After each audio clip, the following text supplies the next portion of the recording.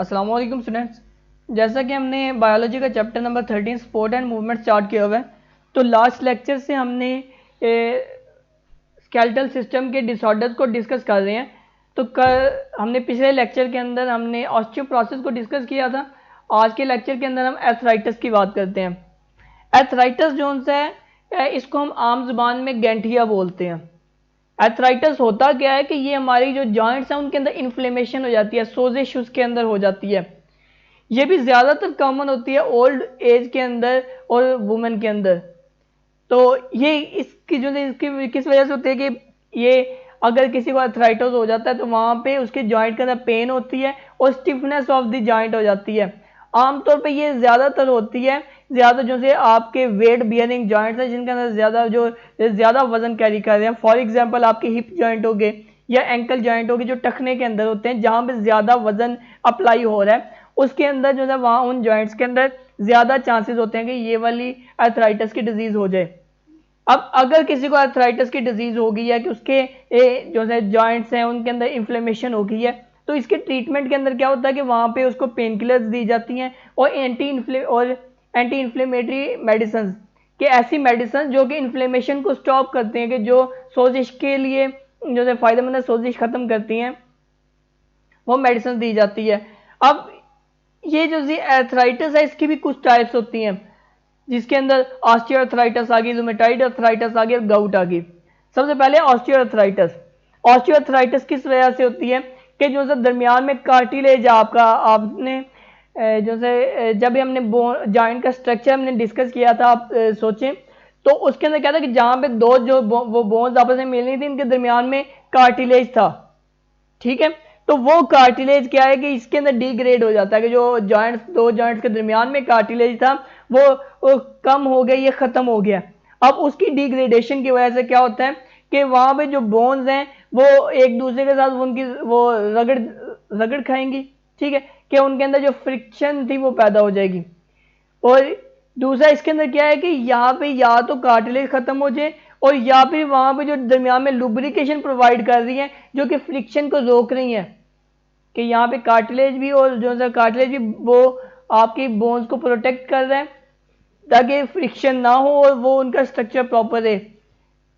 इसके अलावा दरमियान में लुब्रिकेशन होती है, वो लुब्रिकेशन भी जो है अगर ख़त्म हो जाए देन ऑस्टियोआर्थराइटिस हो सकती है। अब जब आपकी लुब्रिकेशन भी खत्म हो गई या कार्टिलेज खत्म हो गया तो क्या है कि इन दोनों बोन्स के दरमियान में जो जॉइंट में इनके दरमियान फ्रिक्शन पैदा हुई, फ्रिक्शन की वजह से दो जो है उसका स्ट्रक्चर खराब हुआ।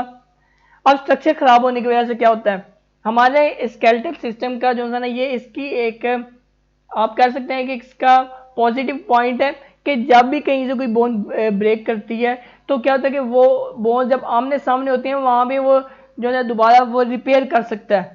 ये हमने पहले लेक्चर के अंदर पढ़ा था कि स्केलेटन के अंदर ये इसकी जो है इसकी करेक्टरिस्टिक है कि ये रिपेयर कर लेता है खुद को, कि जहाँ पे ब्रेकेज हुई होती है वहाँ पे जो है वो उसको दोनों बोन्स को आपस में मिला देता है और वहाँ पे जो है ना वो रिपेयर कर देगा।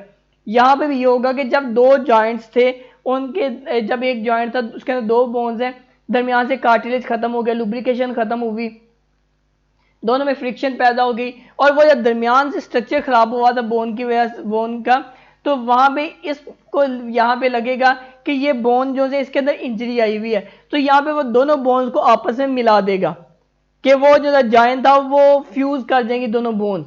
तो इनकी फ्यूजन की वजह से क्या होगी कि वो टोटली इमूवेबल हो जाएंगी, कि वहां पे वो जॉइंट फ्यूज कर चुके होंगे, कि जो जहां से पहले मूवमेंट हो रही थी वो फ्यूज करने की वजह से मिल जाने की वजह से वहां पे जो मूवमेंट है वो रुक जाएगी। तो ऐसी जो कंडीशन है इसको हम कहते हैं ऑस्टियोआर्थराइटिस। इसके बारी आ जाती है रूमेटॉइड अर्थराइटिस। रूमेटॉइड अर्थराइटिस क्या होता है कि आपकी जो जॉइंट्स के दरमियान में जो मेम्ब्रेन्स हैं, जॉइंट की जो मेम्ब्रेन्स हैं उनके अंदर इन्फ्लेमेशन हो जाती है कि वहां पे जो मेम्ब्रेन्स है वो सूज जाती हैं। इस कंडीशन के सिम्टम्स में क्या होता है कि फैटीग हो जाती है, थकावट हो जाती है, लो ग्रेड फीवर होता है कि हल्का बुखार होता है, पेन एंड स्टिफनेस और इन जॉइंट्स है कि पेन होती है और जो जॉइंट्स हैं उनके दरमियान उनके अंदर स्टिफनेस, उनके अंदर वो स्टिफनेस हम कहते हैं कि वहां पे मूवमेंट स्टॉप हो चुकी है, स्टिफ हो चुकी है, कि वो स्टिफनेस हो जाएगी। ये थी रूमेटॉइड अर्थराइटिस। इसके बाद बारी आई थी गाउट की। गाउट एक आमतौर पर जो ज्यादा अर्थराइटिस हो रही है उसके अंदर से सबसे ज्यादा कॉमन जो है ये गाउट ही है। इसके अंदर क्या होता है कि जो से मूवेबल जॉइंट्स हैं उनके दरमियान में जो है यूरिक एसिड के क्रिस्टल्स बन जाते हैं। अब यूरिक एसिड के क्रिस्टल्स बनने की वजह से क्या होता है कि वो जो है वहाँ पे इन्फ्लेमेशन हो जाएगी और इस तरीके से वहाँ पे पेन वगैरह होगी। और ये ज़्यादातर आपके जो टो के जॉइंट्स हैं कि जो से आपके पाँव के अंगूठे से पीछे वाला जो जॉइंट है जिसने आपके फीट को पाँव को मिलाया हुआ है वो टो है। तो इस जो से टो के जॉइंट्स हैं इसके अंदर ज़्यादा ये वाले गाउट होती है। आपने देखा होगा कि जो से बूढ़े लोग होते हैं कुछ, उनका क्या है कि ये जो टो है ये ज़्यादा बाहर को निकला होता है, ऐसा लगता है जैसे ये हड्डी ज़्यादा बड़ी है टो की। अब वो ज़्यादातर वो क्या होती है, ये अर्थराइटिस की कंडीशन होती है कि वहाँ पे ये वाला जो टो का जॉइंट है इसके अंदर इन्फ्लेमेशन हो चुकी है। अब ये इन्फ्लेमेशन किस वजह से हुई है कि ये जॉइंट के दरमियान में जो है ये यूरिक एसिड के जो क्रिस्टल्स हैं उनकी अकोमुलेशन हो गई है कि वो क्रिस्टल्स वहाँ पे अकोमुलेट हो चुके हैं, वहाँ पे वो जो है ना वहाँ पे आगे में यहाँ वहाँ पे इकट्ठे हो गए हैं। तो उसकी वजह से क्या है कि वो जो टो का जॉइंट है वो उसके अंदर इन्फ्लेमेशन हो जाएगी और वहाँ पे जो है ये कंडीशन हो जाएगी ये गाउट की। तो ये थी अर्थराइटिस के इन जॉइंट्स की इन्फ्लेमेशन है। ज़्यादातर ये हिप जॉइंट और एंकल जॉइंट जो आपके टखने के जॉइंट्स के अंदर होती है और ये ज़्यादातर वो जॉइंट है जहाँ पे वेट जो है वो ज़्यादा पड़ रहा है कि आपका एंकल है या टखना है उसके ऊपर पूरी बॉडी का वेट आ रहा है, आपकी हिप जॉइंट के ऊपर भी पूरा वेट आ रहा है कि आप बैठ रहे हैं या आप खड़े हैं तब भी। तो इसके बाद इसकी हमने 3 टाइप्स को डिस्कस किया है, ऑस्टियोआर्थराइटिस, रूमेटॉइड अर्थराइटिस और गाउट। ऑस्टियोआर्थराइटिस क्या है कि ये आपका कार्टिलेज या दो जॉइंट्स के दरमियान, एक जॉइंट के दरमियान में दो बोन्स के दरमियान में जो सा कार्टिलेज है या लुब्रिकेशन हुई है, जो वहाँ पे लुब्रिकेंट है वहाँ पे आपने देखा होगा या महसूस किया होगा कि जो जितने भी आपके जॉइंट है उनके दरमियान में फ्लूइड होता है। अब अगर कार्टिलेज निकल जाए या वो फ्लूइड कम हो जाए तो क्या होता है कि उस कंडीशन के अंदर वो वहाँ पे फ्रिक्शन पैदा होगी बोन्स के दरमियान में और वो बोन्स जो हैं वो फ्यूज कर सकती हैं एक दूसरे के साथ और इसकी वजह से क्या होता है फ्यूजन से ये वो बोन्स टोटली इमूवेबल हो जाएंगे कि वो जॉइंट मूव ही नहीं करेगा, क्योंकि जब दो बोन्स मिल जो गई आपस में कि वहाँ पे जॉइंट ही नहीं रहा तो वहाँ पे मूवमेंट भी पॉसिबल नहीं है। तो ये जो कंडीशन है इसको हम कहते हैं ऑस्टियोआर्थराइटिस।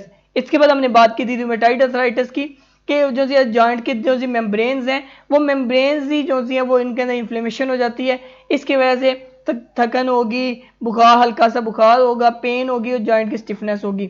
इस कंडीशन को हम कहते हैं रूमेटॉइड अर्थराइटिस। उसके बाद अगली हमने गाउट पढ़ी है।